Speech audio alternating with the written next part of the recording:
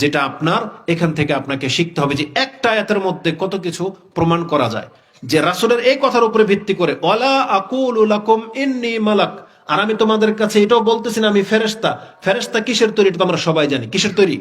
নূরের তৈরি। আর রাসূল যেহেতু বলতেছেন আমি মালাক না, তার মানে ফেরেশতার কোনো কিছুই রাসূল সাল্লাল্লাহু আলাইহি ওয়াসাল্লামের সাথে সম্পর্কযুক্ত না, সৃষ্টিগত না, অন্য কোনো দিক থেকেও না, ফিতরতগত দিক থেকেও না। এরকম অনেক কিছু প্রমাণ করা সম্ভব। তালাকুল্লি হাল এটা স্পষ্ট বিষয় যে আল্লাহ সুবহানাহু ওয়া তাআলা একমাত্র গায়েব জানেন, পৃথিবীতে আর কেউ গায়েব জানে না। আরেকটা জবাব আপনাকে দিয়ে দিই, এই যে কবরের ঘটনাটাই, যে রাসূল কিভাবে কবরের ভিতরে আযাব জানতে পারে, এটা আরেকটা জবাব কোরআনে আছে। রাসূলুল্লাহ সাল্লাল্লাহু আলাইহি ওয়াসাল্লামকে করেন না, তবে যাদের কাছে প্রকাশ করেন তারা কারা জানেন?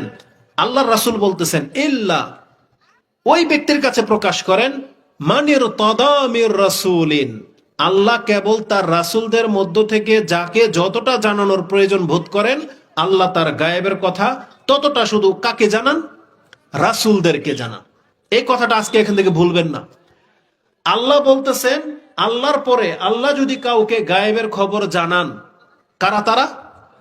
রাসূল। মানির তাদামির রাসূল, আল্লাহ কেবল তার রাসূলদের মধ্য থেকে, তাও যতটা আল্লাহ পছন্দ করে ততটা আল্লাহ জানান। তার মানে এই আয়াত যেটা প্রমাণ করে, তাহলে কবরের আযাব আল্লাহর প্রয়োজন বোধ করেছিলেন, রাসূলকে দেখিয়ে দিয়েছেন। এবং রাসূল এটাও বলেছেন সাল্লাল্লাহু আলাইহি ওয়াসাল্লাম যে যদি তোমরা কবর দেওয়া ছেড়ে দিতে, এটা যদি ভয় না করতাম, তাহলে আমি যেভাবে কবরের আযাব দেখতে পাচ্ছি, শুনতে পাচ্ছি, আমি আল্লাহর কাছে দোয়া করতাম আল্লাহ তোমাদেরকেও দেখিয়ে দিতেন, শুনিয়ে দিতেন, যাতে করে তোমাদের ইয়াকিন হয়ে যায়। কিন্তু কেন এটা করা হয় নাই? কারণ তোমরা যদি কবরের শাস্তি দেখতে পেতে, তাহলে কিয়ামত পর্যন্ত তোমরা কোনো মানুষকে কবরের ভিতরে দিতে না। এটা হচ্ছে একটা হিকমা, এজন্য আমাদেরকে দেখতে দেওয়া হয় নাই। কিন্তু এটা আমাদের নবীর মর্যাদা, তার শান, এটা হচ্ছে তার মুজিজা, এটা আমাদেরকে মানতে হবে। এই আয়াতের ভিত্তিতে যেহেতু আল্লাহ তাকে ওহী করে জানিয়েছেন বিদায়, তিনি কবরের ভিতরে কি হচ্ছেন এটা তিনি জানতে পেরেছেন। এটা হচ্ছে একটা দিক।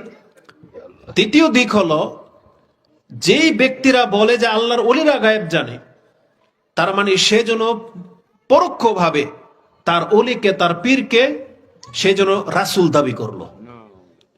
আপনি কি কথা বোঝেন? আপনার দিকে তাকান, কথা বোঝেন?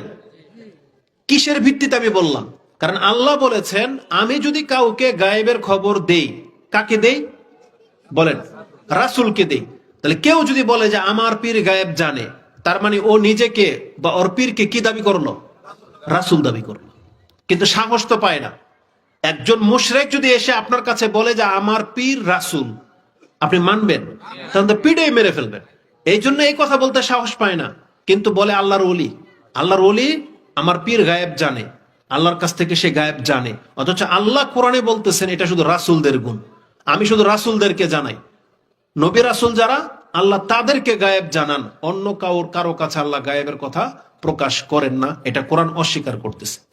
এই পয়েন্টটা যদি আপনার জানা থাকে, কি ফায়দা? আপনি মুশরিক হওয়া থেকে বেঁচে যাইবেন। এটা হচ্ছে অন্তরের একটা রোগ। অতএব আপনি অন্তরকে ক্লিয়ার করে নেন যে আল্লাহ ছাড়া কেউ গায়েব জানে না। আর যখন রাসূল সাল্লাল্লাহু আলাইহি ওয়াসাল্লামের বিষয়টা আমি আপনার কাছে স্পষ্ট করে দিলাম যে রাসূল সাল্লাল্লাহু আলাইহি ওয়াসাল্লামও গায়েব জানে না, তখন আপনার মেমোরিতে এই কথাটা থাকলে যে কোনো ব্যক্তি এসে কোনো পীর সম্পর্কে, কোনো পাগলা, কোনো বাবা সম্পর্কে যদি বলে যে সে গায়েব বলতে পারে, তৎক্ষণাৎ যেন আপনি ওকে নিন্দা করতে পারেন যে যেখানে আমাদের রাসূল গায়েব জানে না, আর তার উম্মতের ল্যাংটা কিভাবে গায়েব জানে, যাতে করে আপনি প্রোটেক্ট করতে পারেন। এজন্য এই বিষয়টা জানাটা অত্যন্ত জরুরি। তো শিরক হলো অন্তরের একটা বিশ্বাস যে আল্লাহ ছাড়া অন্য কেউ গায়েব জানে। এটা হচ্ছে একটা শিরকি বিশ্বাস। আপনাকে শিরকি বিশ্বাস থেকে মুক্ত হতে হবে, এটা কোরআনের দাবি। দ্বিতীয়ত আসেন, অন্তরে কি কি রোগ হয়, শিরকের কিভাবে মানুষ পতিত হয়। তার একটা হলো আল্লাহ ছাড়া দুনিয়ার কোন সৃষ্টি লাভ বা ক্ষতির মালিক না। জেনে নেন, আপনাকে ক্ষতি করা বা উপকার করার ক্ষমতা এটা একমাত্র কার কাছে আছে? আল্লাহ সুবহানাহু ওয়া তাআলার কাছে আছে। এই কথাটা কেন আপনাকে জানতে হবে জানেন? আমরা এমনিতেই পয়েন্টগুলো সাজাই নাই। আজকে মুসলিমরা মসজিদে যে আসেন, আপনি কি মসজিদে ঢুকতে ভয় পান? মসজিদের সামনে দিয়ে হেঁটে গেলে আপনার ভয় লাগে, কিন্তু মাজারের সামনে দিয়ে গেলে আপনাকে ভয় দেখানো হয়েছে, তাই ভয় লাগে। আপনাকে কি করা হয়েছে? ভয় দেখানো হয়েছে। এই জন্য দেখবেন ওই যে একটা লাল পতাকা ঝুলিয়ে দেওয়া হয়েছে, কেন? যাতে করে আপনাকে এটা ইঙ্গিত দিল মাজার কিন্তু গরম, বলছে বিপজ্জনক। বোঝেন? ট্রেন থেমে যায়, বাস গাড়ি স্লো হয়ে যায়, তার মানে অপপ্রচার চালানো হয়েছে। আপনাকে কিভাবে ভয় দেখানো হয়েছে? আপনি মসজিদ থেকে নামাজের পরে কিভাবে বেরোন? স্বাভাবিকভাবে বেরোন নাকি উল্টো হয়ে বেরোন? স্বাভাবিকভাবে বের হন। কেন? কারণ আপনাকে এটা কেউ বলে নাই যে মসজিদ থেকে উল্টো হয়ে বের হইতে হবে, নাহলে বেয়াদবি হবে। কেউ বলেছে? বলে নাই। কিন্তু মাজারওয়ালারা তারা তাদের ভক্তকে এভাবে ভয় দেখায়, যেখানে বাবা আল্লাহর ওলি শুয়ে আছে তুমি উল্টা হয়ে নামবা, এটা কত বড় বেয়াদবি। তাহলে এই যে যারা ভক্ত, কারণ সে তো এমনি ক্ষতিগ্রস্ত, সে তো গিয়েছে তার একটা মান্যত পুরা করতে, সে গিয়েছে তার একটা ঘাটতি পুরা করতে, তার ওই সমস্যাটা দূর করতে। এখানে গিয়ে যদি আরো সমস্যা তৈরি হয়, এই জন্য সে ভয় পায়। বোঝেন? এই জন্য যা বলা হয় তা মেনে চলে, জুতা হাতে নিয়ে নেয়, উল্টা হয়ে নামে, সেখানে গেলে কোনো সুর সার করে না, মোমবাতি দিতে বললে মোমবাতি দেয়, আগরবাতি দিতে বললে আগরবাতি দেয়, মানে যা যা করতে বলবে তা তা করে। কেন? যাতে বেয়াদবি হয়ে না যায়। অথচ আপনার কমন সেন্স যদি কাজ করে, এখানে কে কে আছেন যে মদিনাতে রাসূল সাল্লামের কবরের পাশে বা রওজার পাশে গিয়েছিলেন? কেউ আছেন? আলহামদুলিল্লাহ, মাশাআল্লাহ, তো অনেকে, বারাকাল্লাহু ফিক। আচ্ছা, আপনারা যখন রাসূল সাল্লাম কবরকে সালাম দিয়েছেন, আবু বকর, ওমর রাদিয়াল্লাহু তাআলা আনহুম আজমাইন, তাদেরকে যে সালাম জানিয়েছেন, রাসূলের কবর যে জিয়ারত করেছেন, তারপরে কি উল্টা হয়ে আসছিলেন নাকি স্বাভাবিকভাবে বেরিয়ে গিয়েছিলেন? তাহলে স্বাভাবিকভাবে বেরিয়ে গিয়েছিলেন। তারপর আরেকটা লজিক দেখাই, এটা হচ্ছে মিম্বর। রাসূল সাল্লামের কবরটা কিন্তু এখানে, বুঝছেন? এখানে কিন্তু আরো দুই কাতার আছে, দুই কাতার আছে না? জুমার নামাজ যখন চালু হয়, যখন মানুষ একেবারে লোকা পরিপূর্ণ, বা যে কোন নামাজ মসজিদ নববী ভরা থাকে, এই যে দুই কাতারে মানুষ যারা দাঁড়ায়, কবরটাকে তাদের পেছনে না? কি মনে করেন কবরটা কোথায়? এই দুই কাতারের পেছনে তো কবর, এই ঘরটার ভিতরে তো কবর, তাই না? আর এখানে মানুষ দাঁড়াইতে পারে। তাহলে এই যে লোকগুলো রাসূল সাল্লামকে পেছনে দিয়ে দাঁড়াইলো, এটা বেয়াদবি করলো? কেন বেয়াদবি হবে না? কারণ সামনে কে? সামনে আল্লাহ। কি মনে করেন?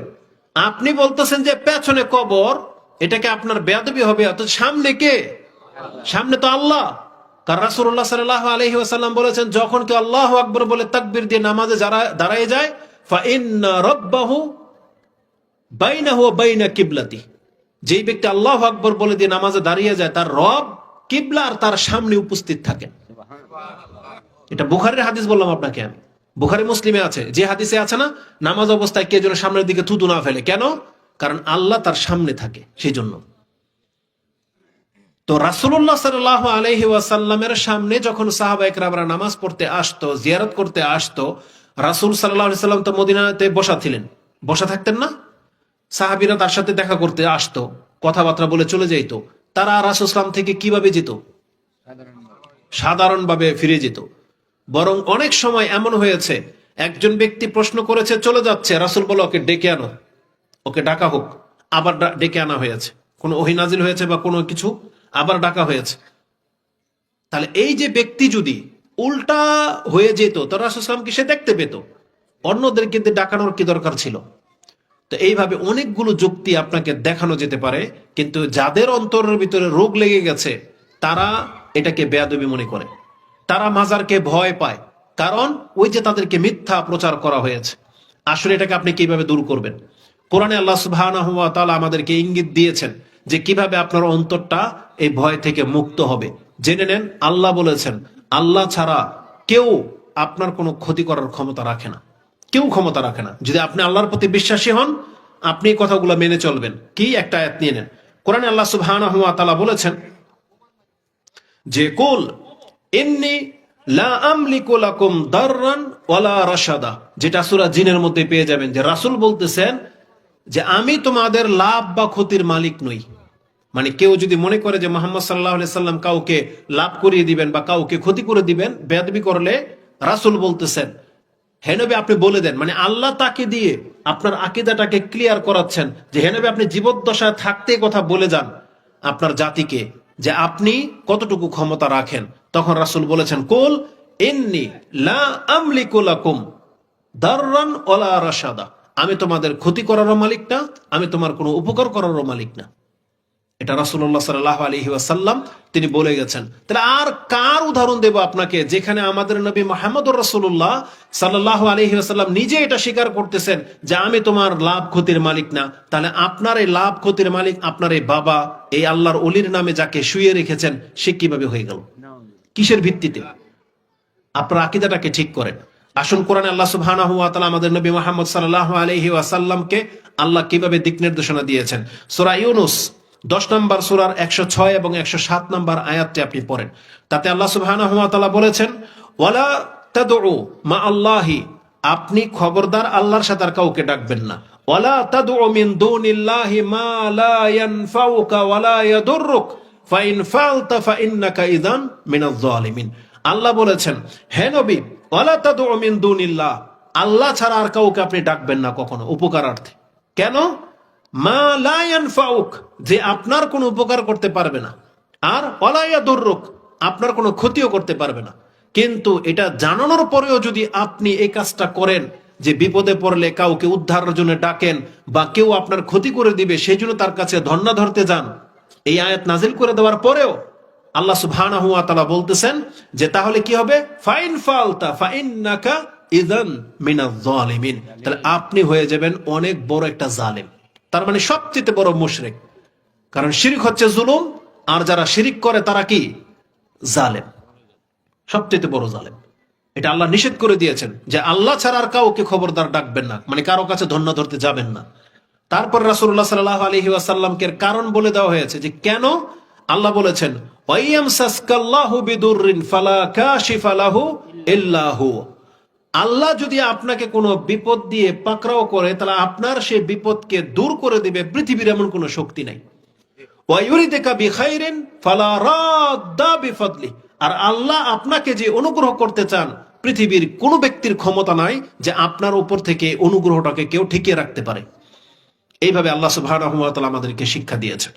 আল্লাহ বলেছেন, ইউসিবু বিহি মান ইয়াশাউ মিন ইবাদিহি ওয়া হুয়াল গফুরুর রাহিম, আল্লাহ যাকে চান তার বান্দাদেরকে ততটা দিয়ে পাকড়াও করে থাকেন এবং তিনি ক্ষমাশীল এবং দয়াবান। গফুরুর রাহিম, এটা হচ্ছে আল্লাহ সুবহানাহু ওয়া তাআলার গুণ। তাহলে এই আয়াতগুলো দিয়ে আমি আপনাকে যেটা দেখাতে চেয়েছি যে আল্লাহ সুবহানাহু ওয়া তাআলা হচ্ছে লাভ এবং ক্ষতির মালিক, অন্য কেউ আপনার লাভ ক্ষতির মালিক নয়।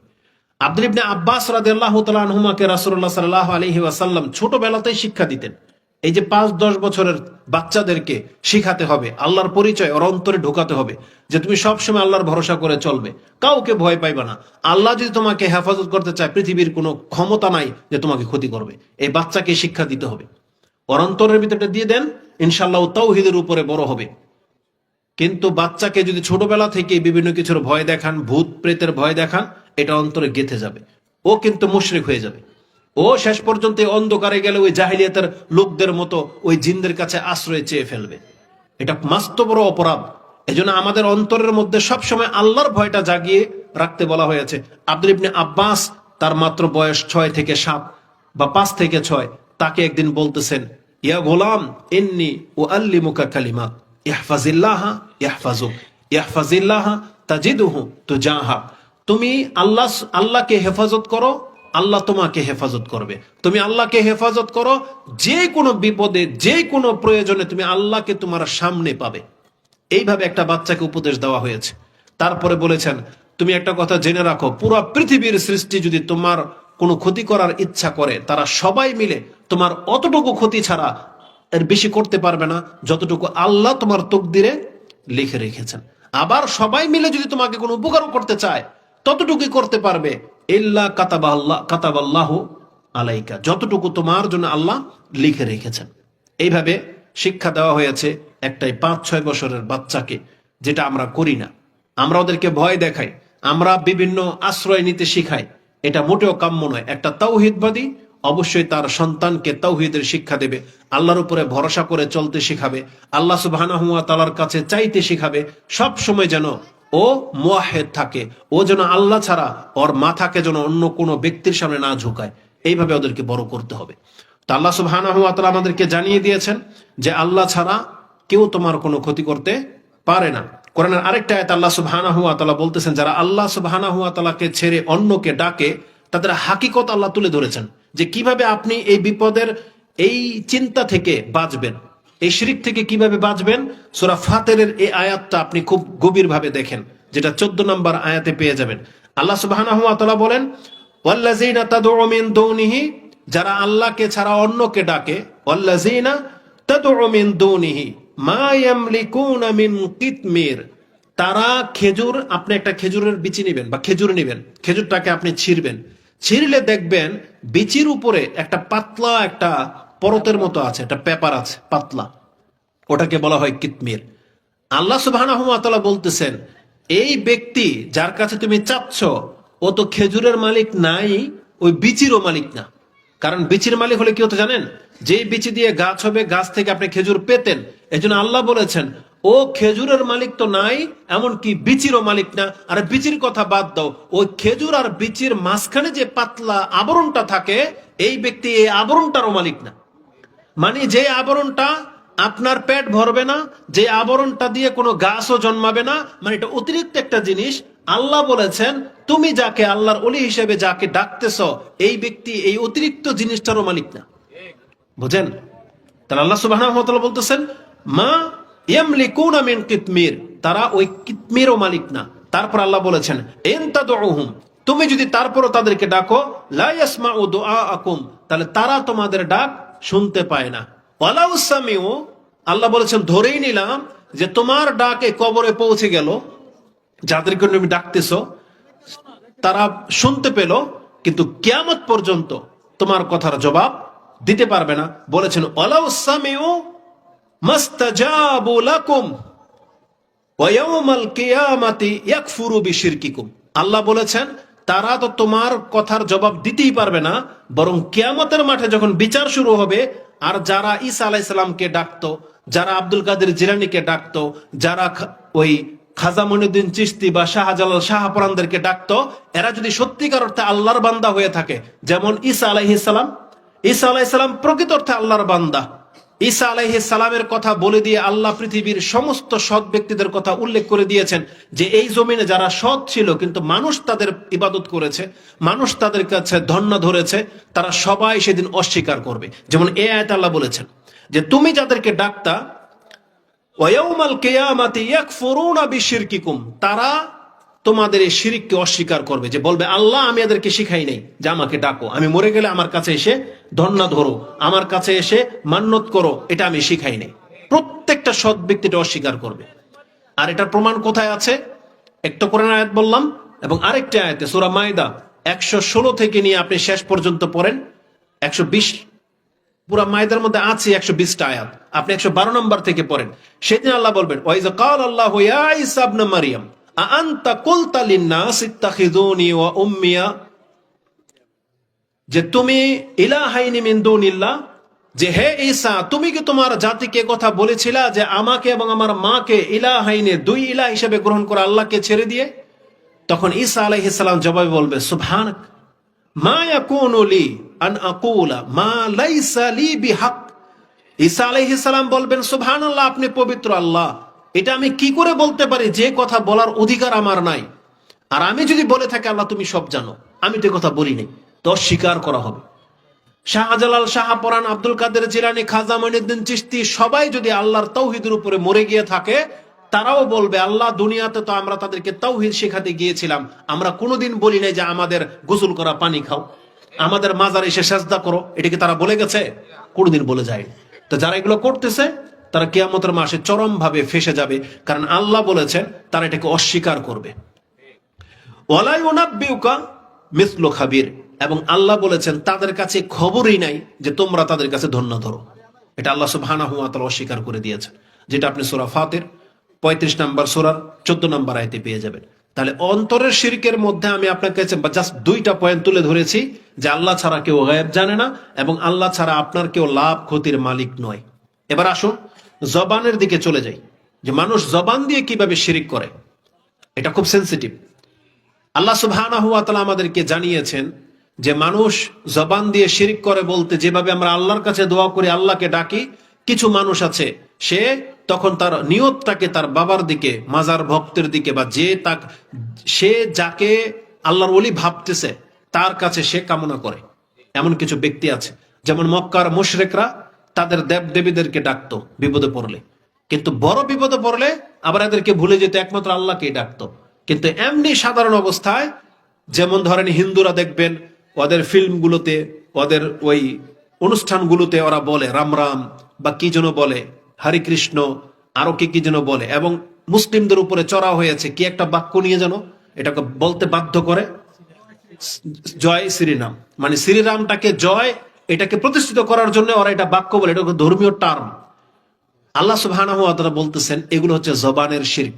যদি কোনো মুসলিম এমনটা করে, ওরা তো কাফের, যেহেতু ওরা আল্লাহকে মানে না, ওরা ওই ব্যক্তি বস্তুকে রব বানিয়ে নিয়েছে, ওরা হচ্ছে কাফের। ওরা কিন্তু মক্কার মুশরিকদের মতো না, কিন্তু মক্কার মুশরিকরা পুতুল পূজা করতো একটা ভিন্ন রিজন, ভিন্ন একটা কারণে, কিন্তু ওরা প্রকৃত অর্থে আল্লাহকে বিশ্বাস করত, আল্লাহকে সবচেয়ে বড় মাবুদ মানত, আর এগুলোকে আল্লাহ সুবহানাহু ওয়া তাআলার কাছে জারিয়া হিসাবে পেশ করত।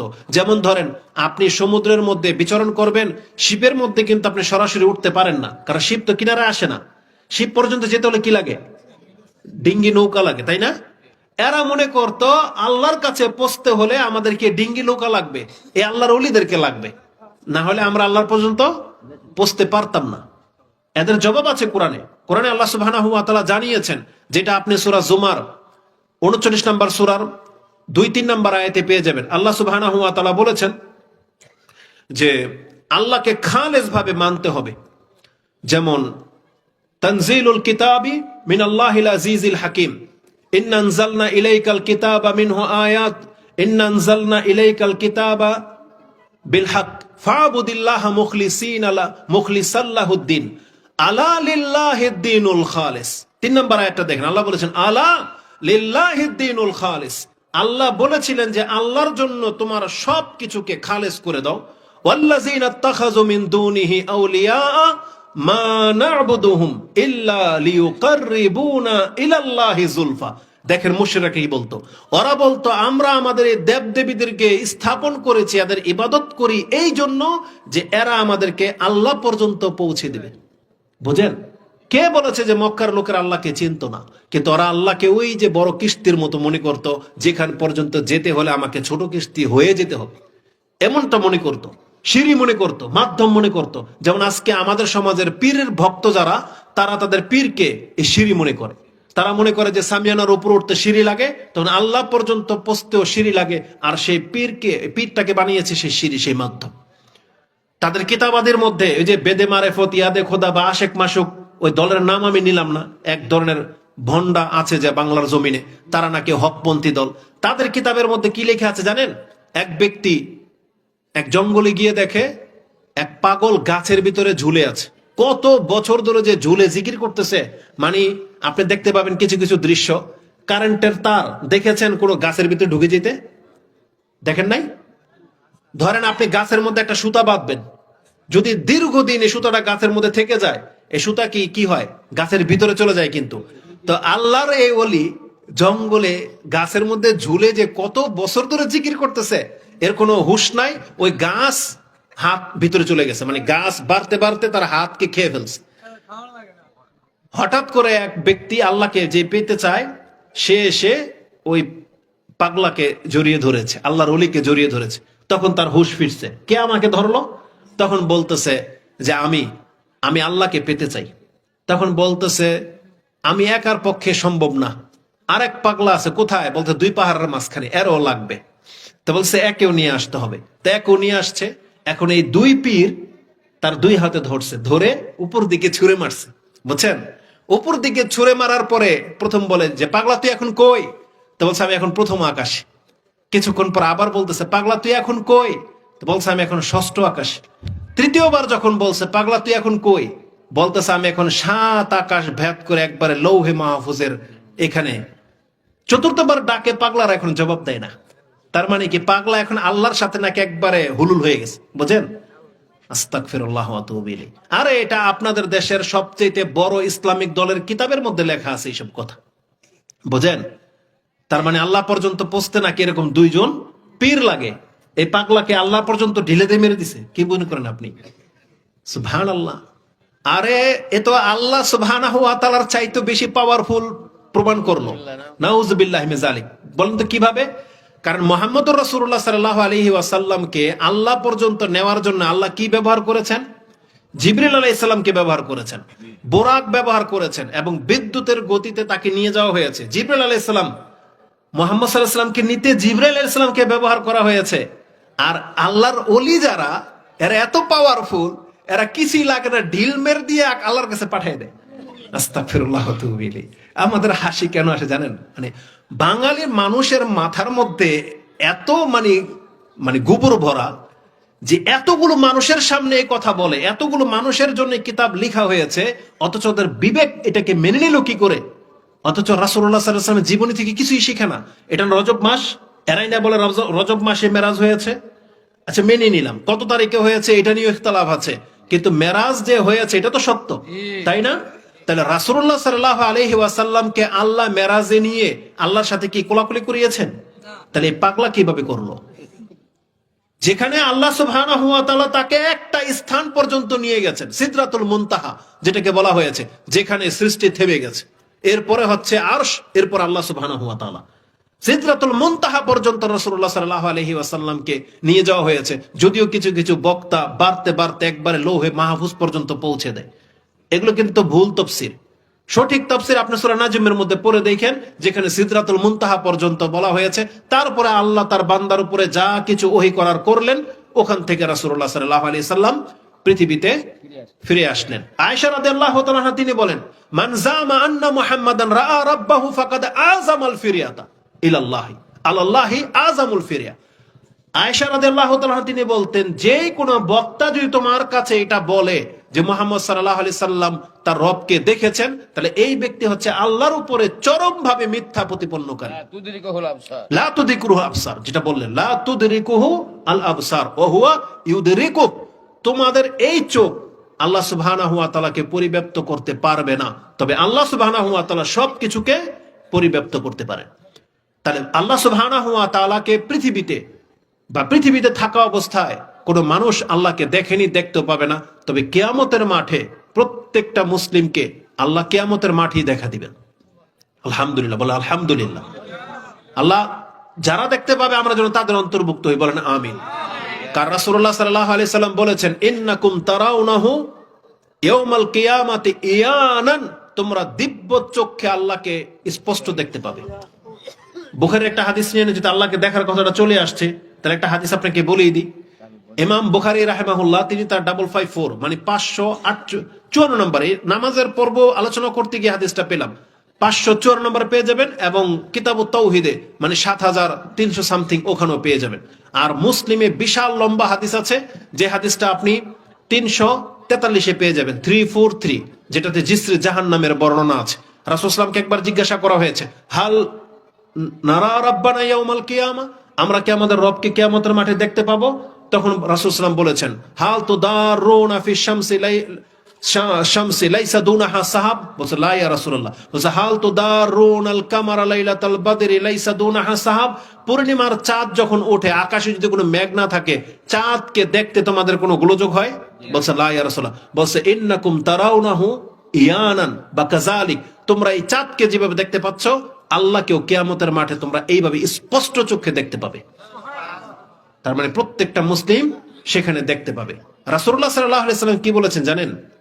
যেই ব্যক্তি তার রবকে কিয়ামতের মাঠে দেখতে চায়, তাহলে তার জন্য লাজিম দুইটা কাজ করতেই হবে। তার একটা হচ্ছে ফজরের সালাত এবং আসরের সালাত।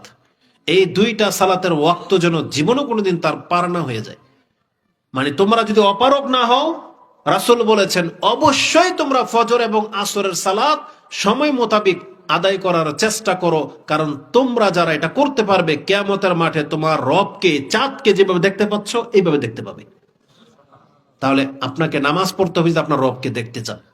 তালাকুলি হাল, আমি কেন বললাম এখানে যে এই পাগলা সে 2 পীরের মাধ্যমে আল্লাহ পর্যন্ত পৌঁছে যায়, এগুলো হচ্ছে আমাদের দেশের ধর্মীয় কিতাব। অথচ আল্লাহ সুবহানাহু ওয়া তাআলা এটাকে ডাইরেক্ট অস্বীকার করেছেন যে আল্লাহ সুবহানাহু ওয়া তাআলার সাথে এই ধরনের বেয়াদবি মানায় না। এগুলো একদম স্পষ্ট বেয়াদবি আল্লাহ সুবহানাহু ওয়া তাআলার সাথে। তা আসুন, জবান দিয়ে মানুষ এইভাবে শিরিক করে থাকে, তো জবানের শিরকের মধ্যে একটা শিরক হলো আল্লাহ ছাড়া অন্যের কাছে ধন্য ধরা, অন্যের কাছে চাওয়া, অন্যকে ডাকা। কোরআনে আল্লাহ সুবহানাহু ওয়া তাআলা এই সম্পর্কে আমাদেরকে বলেছেন যে ওয়ান্নাল মাসাজিদা লিল্লাহি ফালা তাদউ মা আল্লাহি আহাদা, যেটা আপনি সূরা জিন 72 নম্বর সূরার 18 নম্বর আয়াতে পেয়ে যাবেন, যে এই জমিন হচ্ছে আল্লাহর জন্য বা সেজদা হচ্ছে আল্লাহর জন্য, খবরদার তোমরা আল্লাহর সাথে অন্য কোনো একজনকেও ডাকবা না, নিষেধ করে দেওয়া হয়েছে। হাদিসে যেটা আছে, আন আব্দুল্লাহ কালা কালা নবী সাল্লাল্লাহু আলাইহি ওয়াসাল্লাম মান মাতা ওয়া হুয়া ইয়াদউ মিন দুনিল্লাহি নিদ্দান দাখালান নার, যেই ব্যক্তি এমন অবস্থায় মরে যাবে যে সে আল্লাহর সাথে অন্য কাউকে সমকক্ষ স্থির করে মরেছে। নিদ্দান মানে হচ্ছে অন্যকে আহ্বান করা। যেভাবে আল্লাহকে ডাকা হয় বিপদের সময়, অন্য কেউ যদি বিপদের সময় কেউ উদ্দেশ্য করে, তাহলে রাসূল বলেছেন এই অবস্থায় যদি মরে যায় তওবাবিহীন দাখালান নার, সে জাহান্নামে যাবে। এই হাদিস আপনি বুখারীতে পেয়ে যাবেন, তাফসিরে 65 নম্বর অধ্যায়, হাদিস হচ্ছে 4497। তাহলে মুখের একটা শিরক হলো অন্যের কাছে দোয়া করা। মুখের কিছু শিরক খুব দ্রুত আপনাকে বলে দিই। মুখের একটা শিরক হলো আল্লাহর সাথে রাসূলকে একভাবে উচ্চারণ করা, যেগুলো হচ্ছে শিরক। যেমন একটা হাদিস নিয়ে নেন, রাসূলুল্লাহ সাল্লাল্লাহু আলাইহি ওয়াসাল্লামের সামনে একজন সাহাবী খুতবা দিচ্ছেন, রাসূল বসা। তখন সে বলতেছে, ইয়া আইয়ুহান নাস, হে মানুষ, মাইয়ুতি ইল্লাহ ওয়া রাসূলা ফাকাদ রাশাদ ওয়া মা ইয়াসিহিমা ফাকাদ গাওয়া। যেই ব্যক্তি আল্লাহ এবং তার রাসূলের অনুসরণ করবে সেই ব্যক্তি সঠিক পথ পাবে, মানে কল্যাণ পাবে। আর যেই ব্যক্তি তাদের রাসূল সুবহানাল্লাহ সাল্লাল্লাহু আলাইহি ওয়াসাল্লাম তিনি বলেন, বিসাল খতিবে আনতা, তুমি একটা মন্দ নিকৃষ্ট বক্তা। আমরা তো আমাদের ভাষায় নিকৃষ্টই বলবো, রাসূল তো ভদ্র ভাষায় বলতেন বিসাল খতিব, তুমি একটা মন্দ বক্তা। কেন বললেন এই কথা? রাসূল বলেছেন বরং আনতাকুল, বরং তুমি এইভাবে বলো, ওমাইয়াসিল্লাহ ওয়া রাসূলা, যেভাবে তুমি প্রথম বাক্যটা বলেছিলা, মাইয়ুতি ইল্লাহ ওয়া রাসূলা, আলাদা আলাদা ভাবে, যে যেই ব্যক্তি আল্লাহর ইতাআত করবে এবং তার রাসূলের ইতাআত করবে সেই ব্যক্তি সঠিক রাস্তা পাবে। তখন না মানার ক্ষেত্রে ঠিক সেম জুমলা ব্যবহার করো, যে ওমাইয়াসিল্লাহ ওয়া রাসূলা, যেই ব্যক্তি আল্লাহর বিরুদ্ধাচারণ করবে এবং তার রাসূলের বিরুদ্ধাচারণ করবে সেই ব্যক্তি পথভ্রষ্ট হবে। এটা হলো সঠিক বাক্য। কি ভুল করেছিলেন সাহাবী? হাদিসটা হচ্ছে মুসলিমের জুমার অধ্যায়ের 1895 নম্বর হাদিসে পেয়ে যাবেন। সে যে মারাত্মক ভুলটা করেছিল, প্রথমে আল্লাহ এবং তার রাসূলকে আলাদা আলাদা বলেছে, দ্বিতীয় বাক্যে দুইজনের জন্য দ্বিবচন ব্যবহার করেছে, ব্যক্তি দুইজন বানিয়ে দিয়েছে। মানে ধরেন দুইজন ব্যক্তিকে দ্বিবচন পেশ করা হয়, তাসনিয়া, যেটা যে অমাইয়া আসিহিমা, যারা আল্লাহ এবং তার রাসূলকে পৃথক না বলে দিয়ে তিনি বক্তব্য করেছেন যে আল্লাহ এবং তার রাসূল এই দুইজনের বিরুদ্ধাচারণ করবে। তার মানে দুইজনকে পার্সন বানিয়ে দিয়েছে। আল্লাহ কি পার্সন? আল্লাহ হচ্ছেন স্রষ্টা আর রাসূল হচ্ছেন সৃষ্টি, আকাশ পাতাল ব্যবধান। একজন হলেন স্রষ্টা, তার সাথে দ্বিবচন চলে না। আল্লাহ কি দ্বিবচন? আল্লাহ হচ্ছেন এক বচন, কারণ কুল হুয়াল্লাহু আহাদ, তার দ্বিবচন হয়ই না। আল্লাহ সুবহানাহু ওয়া তাআলাকে সে দ্বিবচন রাসূলের সাথে জড়িয়ে দিয়ে দ্বিবচন উচ্চারণ করেছে, বলছে বিসাল খতিবে আনতা, তুমি একটা মন্দ বক্তা, তুমি আল্লাহর সাথে আমাকে এইভাবে তুমি জড়াই দিলা। বরং আনতাকুল, তুমি এভাবে বলো, ওমাইয়াসিল্লাহ ওয়া রাসূলা, ওয়া আছে মাঝখানে, আল্লাহ এবং তার রাসূলের যে ব্যক্তি বিরুদ্ধাচরণ করবে, এইভাবে হবে। তাহলে জবান দিয়ে এইভাবে শিরক হয়। রাসূলুল্লাহ সাল্লাল্লাহু আলাইহি ওয়াসাল্লামের সামনে এসে বলা হতো, মাশা আল্লাহু ওয়া শিতা, আল্লাহ যা চায় আপনি যা চান ইয়া রাসূলুল্লাহ, এইভাবে তারা বলতো। রাসূল সাল্লাল্লাহু আলাইহি সাল্লাম কি সন্তুষ্ট হয়ে গেছেন? না। রাসূল সাল্লাল্লাহু আলাইহি সাল্লাম জবাব দিয়েছেন, ফাকাল লাহুন নবী সাল্লাল্লাহু আলাইহি সাল্লাম আজআলতানি ওয়াল্লাহি আদলাম, তুমি আমাকে আল্লাহর সাথে সাব্যস্ত করে দিলা, অথচ আল্লাহ সুবহানাহু ওয়া তাআলা একাই এই দোয়ার হকদার রাখে, আল্লাহ একাই যা চায় তাই হয়, তুমি আমাকে আল্লাহর সাথে তার চাওয়ার সাথে আমাকে যুক্ত করে দিলা। আদলান বাল মাশা আল্লাহু ওয়াহদা, বরং তুমি জেনে রাখো আল্লাহ একা যা চান তাই হয়। তাহলে মানে মুখের এই ভাষা, এটা হচ্ছে একটা শিরকি ভাষা। রাসূল সাল্লাল্লাহু আলাইহি ওয়াসাল্লাম যা চান এটা হবে না, একমাত্র আল্লাহ যা চান তাই হয়। এদিকে তাকান, এদিকে তাকান, আপনার ওদিকে কি? আল্লাহ সুবহানাহু ওয়া তাআলা যা চান তাই যে হয়, এটা প্রমাণ রাসূলুল্লাহ সাল্লাল্লাহু আলাইহি ওয়াসাল্লামের চাচা রাসূল কি চান নাই যে তার চাচা হেদায়েত পেয়ে যাক? চেয়েছিলেন কিনা? বরং রাসূলুল্লাহ সাল্লাল্লাহু আলাইহি ওয়াসাল্লাম চেয়েছিলেন তার উম্মতের প্রত্যেকটা মানুষ ইসলাম গ্রহণ করে নিক। কিন্তু তার এই চাওয়াটা কি পুরা হয়েছে? বলেন, তার চাওয়া পুরা হয়েছে? না, পুরা হয়নি। তার চাচাকে তিনি হেদায়েত করতে পারেননি, বরং আল্লাহ সুবহানাহু ওয়া তাআলা কোরআনের আয়াত নাজিল করে দিয়েছেন, যেটা আপনি সূরা কাসাসে পেয়ে যাবেন, যে আল্লাহ বলেছেন ইন্নাকা লা তাহদি মান আহবাবতা ওয়ালাকিন্নাল্লাহা ইয়াহদি মাইয়াশা। আপনি যাকে চান তাকে হেদায়েত করতে পারবেন না, বরং আল্লাহ একাই যাকে চাবে তাকে আল্লাহ সুবহানাহু ওয়া তাআলা হেদায়েত করে দিবেন। রাসূলুল্লাহ সাল্লাল্লাহু আলাইহি সাল্লামের ব্যক্তিগত জীবনে এমন বহু চাহিদা আছে, বহু কিছু আছে যেটা আল্লাহ রকমের বিপদ থেকে আশ্রয় চেয়েছেন, যে আল্লাহ আমার উম্মতকে আপনি উপর থেকে পাথর বর্ষণ করে হালাক করে দিবেন না, আল্লাহ বলছেন আমি মেনে নিলাম। বলেছেন দুর্ভিক্ষ দিয়ে ধ্বংস করবেন না, আল্লাহ বলছেন মেনে নিলাম। বলছেন আপনি আমার উম্মতকে সমূলে পাপের কারণে ডুবিয়ে মেরে দিবেন না, আল্লাহ বলছেন আমি মেনে নিলাম। বলছে তাহলে আমার উম্মত যেন একে অপরের সাথে দ্বন্দ্ব লেগে চলে আসছে, যদিও ব্যাপারগুলো খুব সেন্সিটিভ। আরেকটা বাক্য হচ্ছে, আমি প্রায় সময় অটোতে উঠলে পাশের যখন দেখবেন কোনো মুরব্বী ওঠে বা এমনিতে দেখেছি হাঁক ডাক দে, কি বলে? আল্লাহ রাসূল। শুনেছেন এই শব্দ? আপনাদের অঞ্চলে কি প্রচলিত আছে এরকম কিছু? মুরব্বীদেরকে দেখবেন বলবে যে আল্লাহ রাসূল। আরে মানে কি? ইয়া রাসূলুল্লাহ তো বলে, আবার বলে আল্লাহ রাসূল। দেখেন এই দুই বাক্য শেখ যেটা বললেন, যে অনেকে আছে ইয়া রাসূলুল্লাহ বলে, বিপদে পড়লে ইয়া রাসূলুল্লাহ। আমি এরকম শুনেছি। অটোতে বসেছি, এক ব্যক্তি, কারণ আমরা তো কম দামি মানুষ, বোঝেন না, অটো দিয়ে পাবলিক অনেক সময় মানে প্যাসেঞ্জারে চলি। এক ব্যক্তি উঠছে, বলতেছি ইয়া রাসূলুল্লাহ। তা আমি বললাম যে আপনাকে তো এটা এইভাবে বলা ঠিক হয় নাই, আপনি এখানে বিসমিল্লাহ বলতে হইতো, বিসমিল্লাহ বলে উঠতে হইতো না। তো বলতেছে যে কেন? আল্লাহ নিজেই তো বলছে রাসূলের জিকির করতে। তাই বলছে কোথায় আছে? আল্লাহ বলছে না যে ওয়ারাফানা লাকা যিকরাক, যে আমি আপনার জিকিরকে সুউচ্চ করেছি। তাই বললাম দেখেন, জিকির আর রাসূলকে স্মরণ করা দুই জিনিস। স্মরণ করতে হবে কাকে? আল্লাহকে। আর রাসূলের উপরে কি করতে হবে? দুরূদ পড়তে হবে, বেশি বেশি দুরূদ পড়তে হবে। রাসূল বলছে সাল্লু আলাই, আমার উপরে সালাত পাঠ করো। ফা ইন্না সালাতাকুম তাবলুগুনি হাইসু কুনতুম, যেখান থেকে তোমরা আমাকে সালাম দাও তোমাদের সালাম আমার পর্যন্ত পৌঁছে যায়।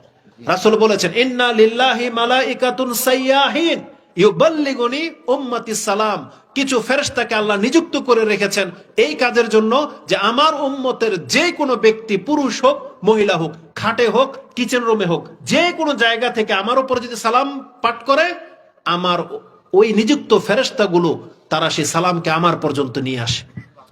কি মনে করেন? তাহলে আপনি এটা বলেন, তখন সে বলতেছে কি জানেন? সুবহানাল্লাহ, মানে কত অদ্ভুত যে তাদের চিন্তাধারা।